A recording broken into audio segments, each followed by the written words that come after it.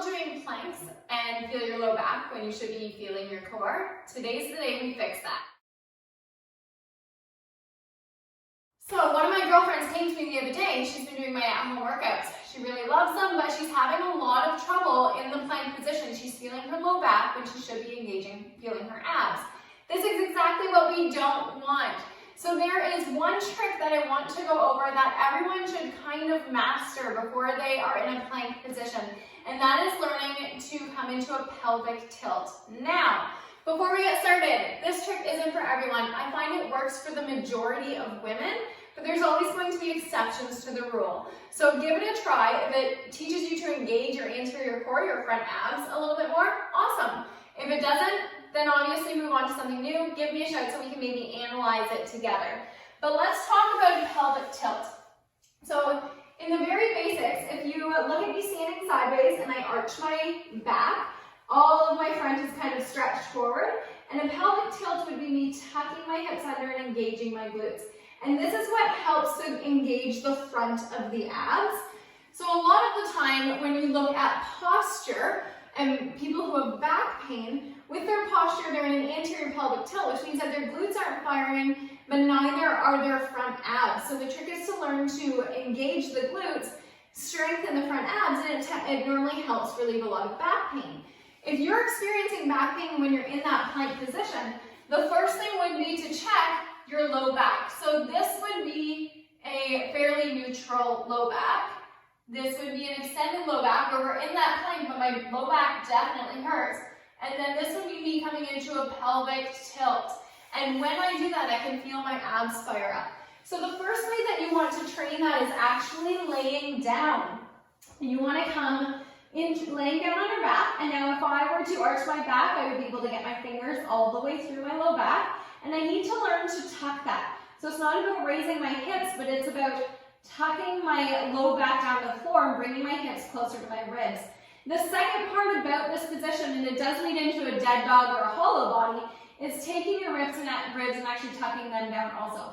We tend to flare our ribs, which only accentuates a low back arch. We actually need to tuck both pieces. So creating a lot of pressure between your ribs and your hip bones is what's going to engage your front abs. Now, that may seem easy for you, this pelvic tilt, but even if it does, you should feel some engagement in that low belly area. If you don't, something is off. You're not moving into the position. So it could be that something is tight, something is jammed, or you just need a better mind-muscle connection. But even with no weight, no resistance, and nothing against me, I feel that engagement. Your next step from there is to bring your legs up, maintaining that position. So notice I cannot get my hand beneath the low back in the floor. Now, when people bring those legs up, they tend to do this. They tend to bring their knees into their chest, and that makes it easy. I want you to stack your knees directly over your hip bones and feel these abs engage. While you're doing that, I still want you to keep your hips tucked in, so you are kind of turning your hips down towards the ground as well as your ribs. And you should feel a lot of pressure right here, and there should be pressure in your low back. So a standard dead bug would be to move against that pressure while maintaining it, and you're doing an anti-extension exercise. So when you do that, you're trying not to extend your low back. You're trying to hold that position and feel the engagement. What I like most people to do is just hold that position. Part of being fit and exercising is learning to engage and activate the muscles. So if you're just going through the motions, not feeling anything, you're doing your body a disservice, and it will take you forever to get strong. So taking what we know now into the plank position, if you are feeling your low back, first of all, unshrug your shoulders. A lot of people end up with their shoulders up here in the plank, and they're shrugging, and they have a lot of tension, but it's not good tension. Take your shoulders down.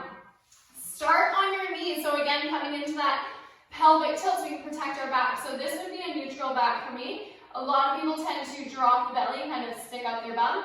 And I want you to learn to tuck your hips under. So you're kind of a dog tucking a tail under. From there, come into the plank position and play with a little bit. So push through those arms, bring those shoulders down away from your ears. And if you are feeling your low back here, check to see if you are actually dropped even a little bit. So this would be an excessive drop, but even this is a little bit of a drop, and I can feel right above my tailbone.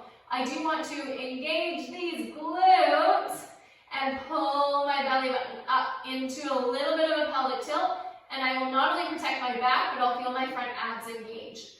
What I do want to mention with a pelvic tilt is some of it has to do with your hip flexors. So if we look at this pelvic tilt, my hips are actually coming into an extended position. So this would be a flex position, and this would be an extended position, and in a pelvic tilt, I'm a little bit extended. So if you have really tight hip flexors, that might be a hard position for you to get into.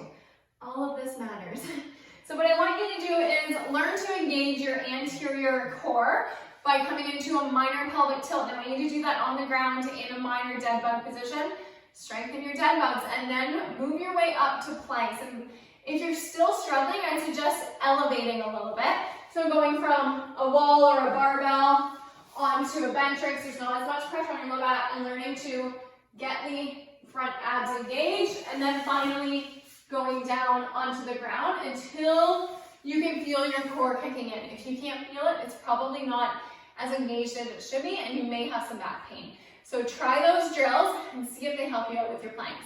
And if you're brand new here, I am all about helping make fitness, healthy living, and food practical for busy moms and getting fit at home. So if that's your thing, hit that subscribe button so you can get more awesome tips on workouts,